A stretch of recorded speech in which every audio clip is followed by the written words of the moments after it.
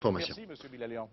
La presse écrite, qui ne s'attendait pas à ce résultat, y est allée ce matin de ses titres barrant la une. C'est un non en très gros pour Libération, un séisme pour Le Figaro, une bombe pour François, un choc encore pour Le Parisien, choc également pour bon nombre de lecteurs qui ce matin se pressaient autour des kiosques. Loïc Delamornay, Laurent Siron. Vous avez l'air bien dubitative, madame, en Non, regardant. moi, je suis très amusée. Pourquoi? Amusé, par surprise ou par conviction. En tout cas, ce matin, la réaction des Parisiens était à la mesure des gros titres des journaux.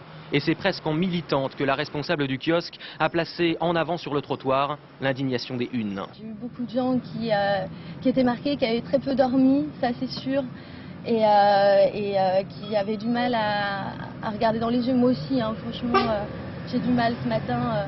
J'ai vraiment honte, hein, franchement, je le dis. Mais pour notre kiosquière, la démocratie, c'est aussi servir les clients qui l'ont fait pleurer. Quelle est la une que vous préférez? Je milite au Front National depuis un certain temps, donc c'était pas une surprise du tout. Comment j'ai appris ça? À la télévision, comme tout le monde. Et quelle a été votre première réaction? C'est un grand bonheur. Enfin, on s'est défoncé, nous les militants du Front National, pour cette élection. Voilà, on a été payés en retour. Plus tôt ce matin, gare Montparnasse, certains voyageurs sortaient des rames, tels des pénitents qui ont fauté la veille.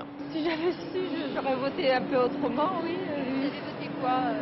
Moi j'ai voté à Arlette Laguillet et je pense que j'aurais voté autrement Jospin. Vous regrettez un peu, vous regrettez votre Mon vote, oui. Ah oui. Oui. Moi j'ai voté Jospin au dernier moment, mais vraiment à 5 heures je me suis dit, enfin j'ai un copain qui m'a dit il faut voter Jospin parce que sinon Le Pen va passer. Au dernier moment j'ai voté Jospin, mais je sais que j'ai appelé plein de monde, ils m'ont tous dit que personne s'y attendait, c'était pas possible quoi. Boulevard Saint-Michel, il y a deux types de passants, des touristes et des étudiants. Les touristes sont plutôt goguenards.